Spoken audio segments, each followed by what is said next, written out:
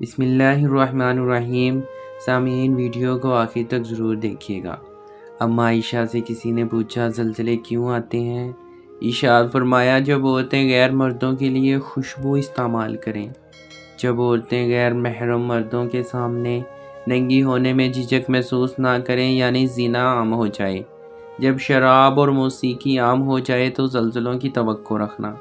رسول اللہ صلی اللہ علیہ وسلم نے فرمایا جب مال غنیمت کو دولت، امانت کو مال غنیمت اور زکوٰۃ کو تاوان سمجھا جائے، دین کی تعلیم کسی دوسری مقصد سے حاصل کی جائے، آدمی اپنی بیوی کی فرما برداری کرے اور اپنی ماں کی نافرمانی کرے، اپنے دوست کو قریب کرے اور اپنے باپ کو دور کرے، مساجد میں آوازیں بلند ہونے لگیں، جیسے کہ آج کل موبائل فون کی رنگ ٹونز اور گانے لگے ہوتے ہیں وہ بلند ہوتے ہیں، فاسق و فاجر آدمی قبیلہ کا سردار بن جائے، گھٹیا اور رذیل آدمی قوم کا لیڈر بن جائے، شر کے خوف سے آدمی کی عزت کی جائے، گانے والی عورتیں اور باجے عام ہو جائیں، شراب پی جائے اور اس امت کے آخر میں آنے والے اپنے سے پہلے والوں پر لعنت بھیجیں گے، تو اس وقت تم سرخ آندھی، زلزلے، زمین دھنسنے، سورج تبدیل ہونے، پتھر برسنے اور مسلسل ظاہر ہونے والی علامتوں کا انتظار کرو،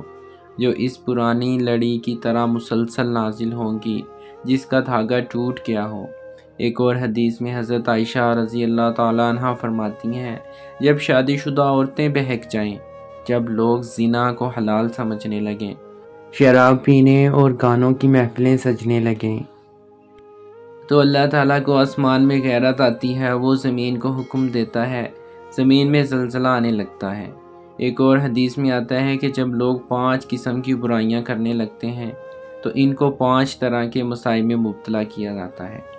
جب سود عام ہوگا تو زلزلے اور زمین میں دھنسنا عام ہو جائے گا، جب اہل اقتدار ظلم کرنے لگیں تو بارشیں بند ہو جائیں گی، جب زنا عام ہو جائے گا تو لوگ جلدی مریں گے، جب لوگ زکوٰۃ دینے سے رک جائیں گے تو مویشی مرنے لگیں گے، اور جب غیر مسلموں کے حقوق کی حفاظت نہ ہوگی تو وہ مسلمانوں پر غالب آ جائیں گے۔ حضرت عمر فاروق رضی اللہ تعالیٰ عنہ کے دور خلافت میں مدینہ منورہ میں زلزلہ آیا، آپ نے زمین پر اپنا درہ مار کر فرمایا اے زمین ساکن ہو جا، کیا میں نے تجھ پر انصاف نہیں کیا؟ زلزلہ فوراً ختم ہو گیا اور زمین ٹھہر گئی۔ ایک عیسائی نے عید الفطر جوش و جذبے سے منائی، ایک ہندو نے عید الاضحیٰ پر بکرا قربان کیا، ایک یہودی نے رمضان کا روزہ رکھا۔ کیا آپ نے کبھی ایسا سنا ہے؟ نہیں تو یہ کیا ہے؟ مسلمانوں نے ویلنٹائن ڈے جوش سے منایا، نیا سال منایا، اپریل فول منایا، بسنت منائی۔ یہ راکھی باندھنے کی تقریب کتنے شرم کی بات ہے۔ پھر ہم اللہ سے شکوہ کرتے ہیں کہ زلزلے اور سیلاب ہم پر کیوں آتے ہیں؟ کیا ہم مسلمان ہیں؟ کیا ہم دعویٰ کر سکتے ہیں کہ ہم امتی ہیں حضرت محمد صلی اللہ علیہ وسلم کے؟ اس بارے میں ضرور سوچیں، کیا یہ صحیح ہے؟ کیا آپ پسند کرتے ہیں کہ کوئی آپ کی بہن بیٹی کے ساتھ ویلنٹائن بنائے؟ اگر نہیں تو اس بے حیائی سے باز آ جائیں۔